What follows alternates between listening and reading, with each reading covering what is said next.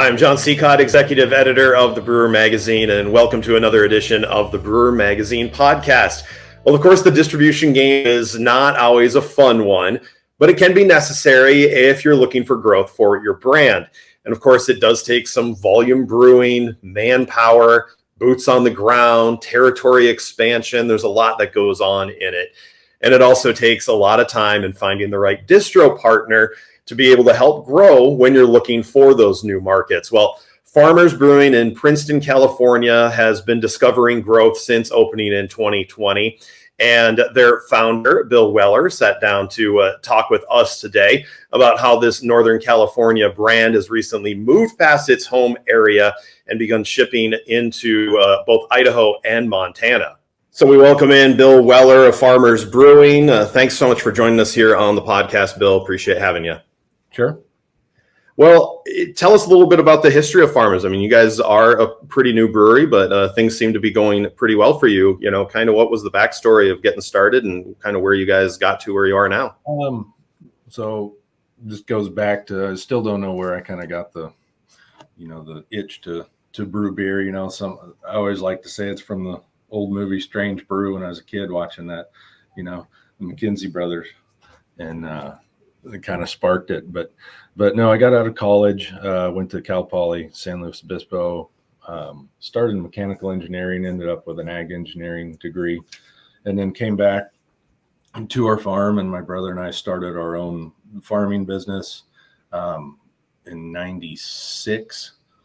So we grew the farm from about 700 acres to now it's about 6,000 acres. So that took all my time. I never had time to brew. Finally, we got big enough where we were able to hire, people to manage part of the farm. So I took some time, built a little brewery in the garage. Then I like to say my wife kicked me out of the garage, and we had an old little shop on the farm that we weren't using for anything except just housing rats and mice, really. So I gutted that thing, and I knew it was a great spot because there's the right power was there. There's a main natural gas line right there. So I'm like, okay, if I'm ever going to do anything, this is the spot. So I turned that little shop into my kind of test pilot. It was like a 1.5 barrel system, kind of home built.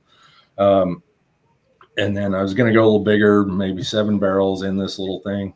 Then one day, just looking on, I believe it was Pro Brewer, and found this 40-barrel brewery in Phoenix, Arizona. Been sitting in a building for 9 years, and they were turning this area into a tech area. It was kind of a tweakers were living in this building, and so they wanted everything out of there. So I flew down there that next day, saw it on a Saturday, called the guy and flew down, got a ticket, flew down there the next day on a Sunday, checked it all out. And then we started hashing out a deal. Finally got it for pennies on the dollar, but it cost me more to get it out of the building and 18 truckloads up here. Wow. So then we got it. And I mean, the tweakers had stole a bunch of stuff. So we had to, completely retrofit, weld new lids on. And I mean, I spent a lot of time inside of tanks fixing them. So it took us 3 years to put it together, and we are in California. So the permit process is, I like to say we went through 89 permits to get it going. And we didn't have a ribbon cutting ceremony. We had a hoop jumping ceremony because all the hoops we had to jump through to get it approved. So, but yeah, after 3 years, we finally got it going. January 2020 was the first brew. And we, knock on wood, every batch, even the first batch, has turned out. We had to dump one batch over from that first batch, and that was just one of the guys put a wrong ingredient in. So our quality control's been really good, our cleaning, our sanitation. I'm just happy how it turned out, especially such a Frankenstein brewery. I mean, we have a lot of things unique to our brewery because we're on a farm, so we use a lot of our rice that we grow and wheat. So we had to retrofit the brewery, put a mash filter in, put a big cooler into after we do the sacrification step on the rice. We got to cool it back down, So there's a lot of unique things to this brewery, and it's going good. People have taken to the brand, the name. You know, we went completely different direction. We started a light beer was our flagship, uses 50% of our rice. You know, everybody else was going IPAs, and like, that's not what we want to be. We do have an IPA now, and I told ourselves we'd never do a hazy. We have a hazy now. So, you know, I mean, people ask, so that's what we do. But our philosophy is keep it, you know, we have 5 main SKUs and that's it. We try and keep it simple. Well, and that's what I was going to ask you. And, you know, you know that I had sent some questions to you that included like the business philosophy, and, you know, how things have changed. And you've kind of touched on some of those. Is the outside factors, like, you know, what the public wanted when it came to a hazy, or was it something that, you know, being able to brew to volume and be able to get those, you know, 40 barrels of beer out, it means having to have those SKUs like you talked about, and being able to determine the SKUs that you guys wanted to be able to use in distribution. So in the beginning, I mean, I had 8 or 9 different ones, because just in the little shop, we call it the meth lab. If you see it, it looks like a meth lab. So that's where kind of I worked on all the recipes for a couple of years, getting everything dialed in.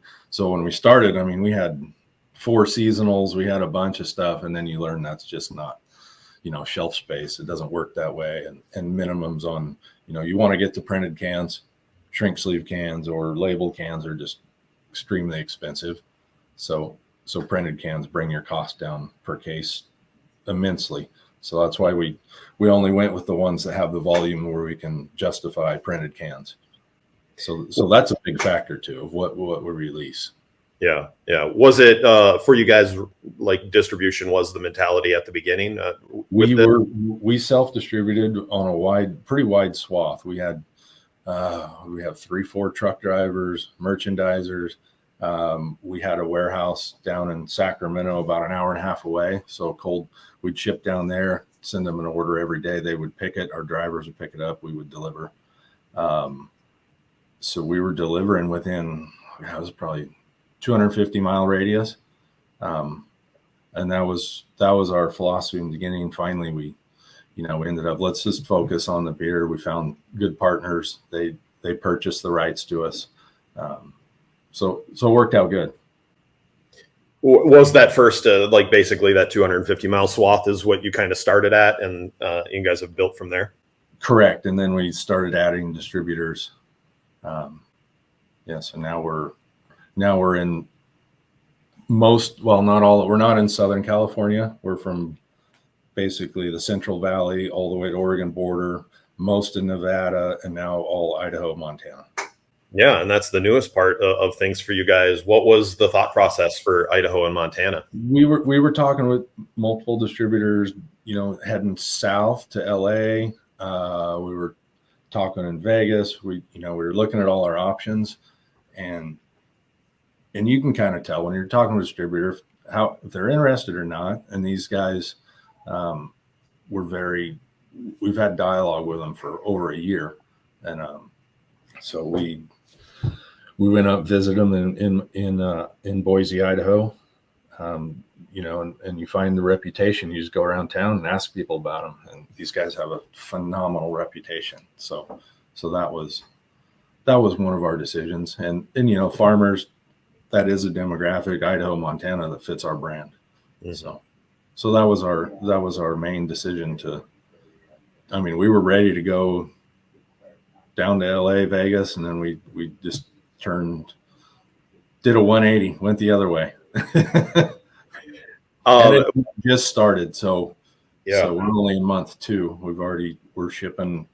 We truck the beer out there. So we've had 2 full deliveries already. And what was the timeline of this for you guys? How long have you been, going through finding distributors and doing this and switching gears from the LA and Vegas markets? Probably 6 to 8 months, but once we got talking with these guys, it happened really quick. Yeah.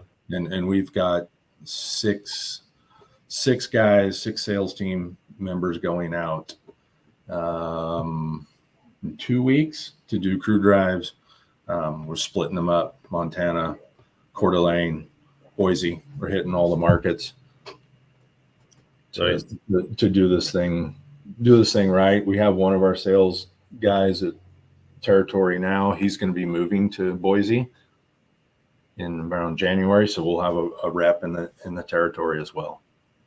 Yeah, and I think that's an important part of it too, to have someone boots on the ground, understanding the market, being able to do a lot more touch points as a brand rep. Yep. Which sometimes, obviously, like you said, you seem to like your distributors, but they can only sell your beer so much. Do you feel that's an important aspect, is having people out there to be able to? It helps hold the distributor accountable as well. You can see, we've got shelf space in planograms, and sometimes they don't fill it, and we see that and call them on it, But we try and work with them. We're not the guys that sit there and complain to them all the time. We're like, let's find a solution, and we're partners. You got to think of your distributor as a partner and not fight them all the time. What kind of key components was it for you guys? Obviously, I think a lot of the reasoning why you have so much distribution is because you went from thinking you were going to have a 7-barrel system to this 40-barrel system. Did that change a lot of your thought processes and what this brewery is going to be, and how you've had to be more of a volume player? Yeah, we built the brewery oversized and for expansion, and we've already added just last year we added 4 250-barrel fermenters. Came from Green Flash auction. But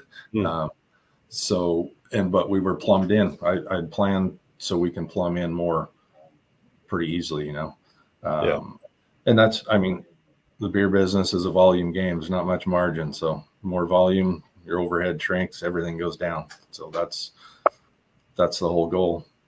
Sure. And we have plenty of capacity. We're not even at half capacity right now. So that is part of the philosophy too. We don't want to go super wide. We want to make sure when we go into territory, we saturate it and do it right, not just a little bit here and there. It's like, so obviously, that talking about the volume game, how do you plan to properly price for volume and determine your price sold to a distributor? A lot of the price is just, we go by that shelf price. There's really not much. There's not a lot of wiggle room there. Was it last year? The big guys, Golden Brands, took the price up. So everybody raised their price with them. It's like either you raise it or someone else going to take that money. But yeah, we're pretty limited on what we do on pricing, just because market's the market. With $9.99 shelf and you change it to $11.99, you're going to lose volume.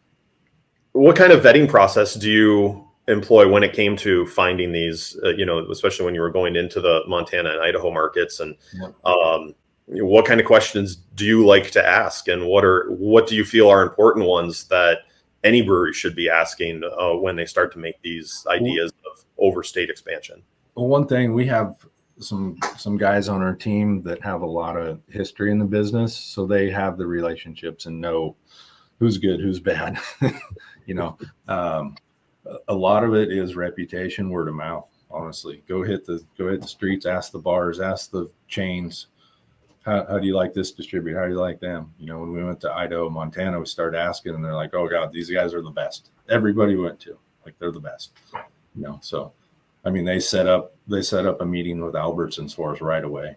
So that's always good when a distributor is setting up those meetings. Well, take me through your portfolio, the 5 SKUs that you guys do have, and how have those shown that those are the ones that are good for distribution, are good for sales for you guys, and what, and kind of talk a little bit about the whole seasonal aspect too, where I think a lot of people sometimes think they have to have a seasonal out in a SKU.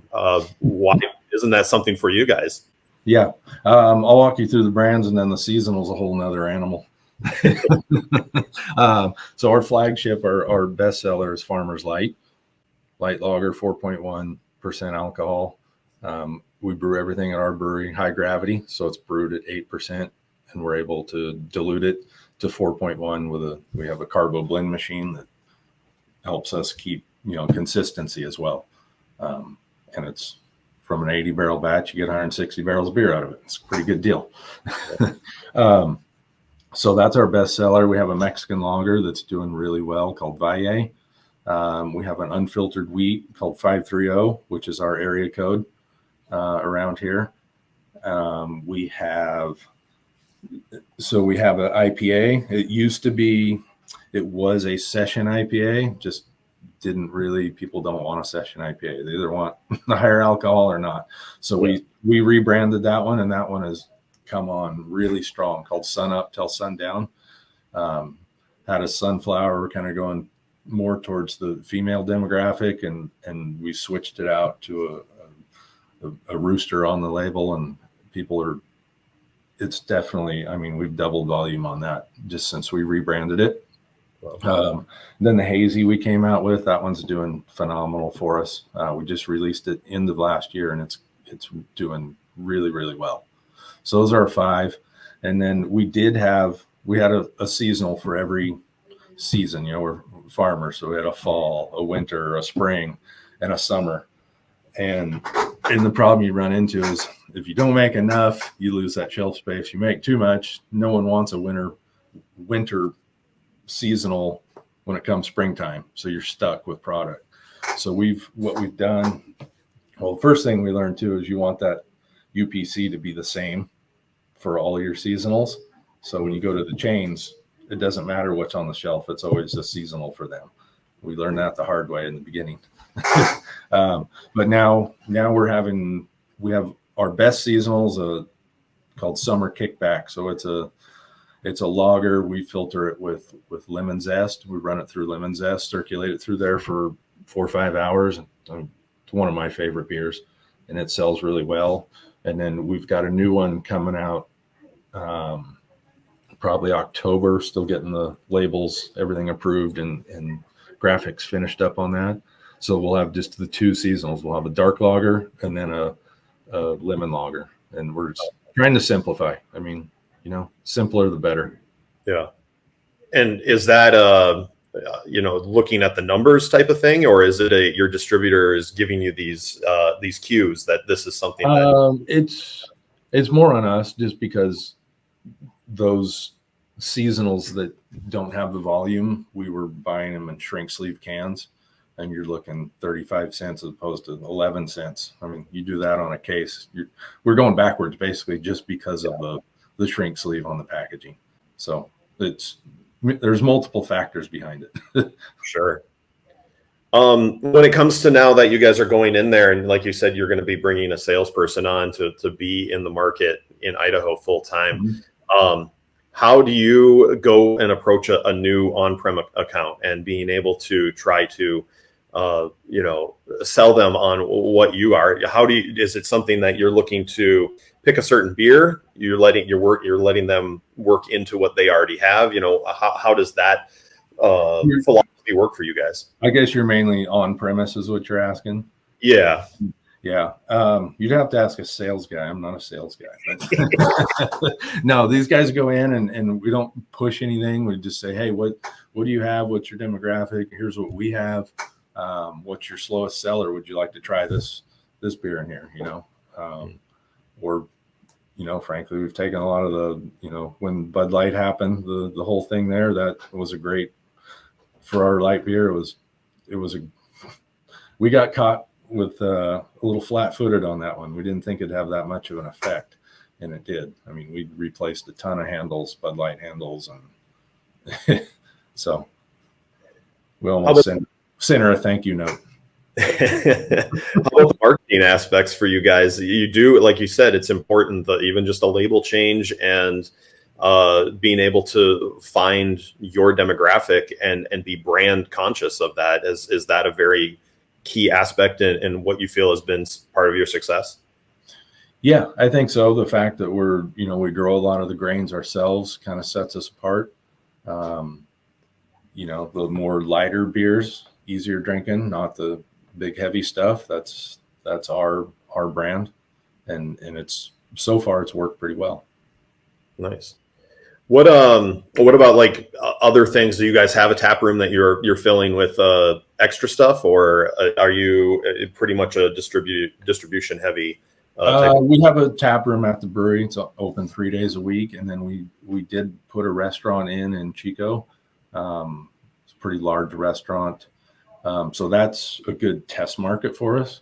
And so our hazy, that's how our hazy came about. We peeled off some wort, put it into we got a couple little 10-barrel fermenters that we play around with, and we tried, some new yeast, different hops, and put it on tap there at the restaurant. And that's kind of how we can gauge what a beer is going to do. And it was our consistently, and still is, number 2 beer on draft. So kind of that was where we made the decision. All right, let's go. Let's put a hazy in there. I told myself would never do a hazy, but when you see it as, people like it, okay, let's roll with it. And it's doing well. And actually, I actually really enjoy the beer now. Nice. When it comes to looking to the future, how do you guys approach that with distribution? Is it, obviously you're just stepping into Idaho and Montana, but is there thought processes beyond that for you already? And how do you think through it and timeline that? So what we're doing is we're just holding right now, letting that one, putting our focus on that. Like I said, we're sending 6 reps out there for a week to go hit the market. And what we don't want to do is, okay, say that volume takes off and everything else, we still have a lot of room to grow in the current territories we're in. Mm-hmm. Then if you go too far, then you can't supply. Then it's that decision. All right, do I add on to the brewery another, how expensive brewing equipment is to go add on a whole nother system. That's where you got to be careful, Yeah. Well, good. Well, it sounds like things are going well for you guys, and it's good to always see someone finding growth, especially a brewery that, the time frame that you guys opened at. And I'm sure there was some struggles there. So to see you guys moving in this direction, it's always a positive thing. And hopefully it encourages other people as well to know that, there is those opportunities out there. Yeah. It's not easy. Well, Bill, you guys are doing a great job, and thanks so much. Sure. Thank you. Don't forget, you can always check on brewermag.com. You can also see us on YouTube and listen to us on Spotify. And don't forget daily updates on Facebook, Instagram, and X. I'm Executive Editor John Seacott for brewermagazine.com.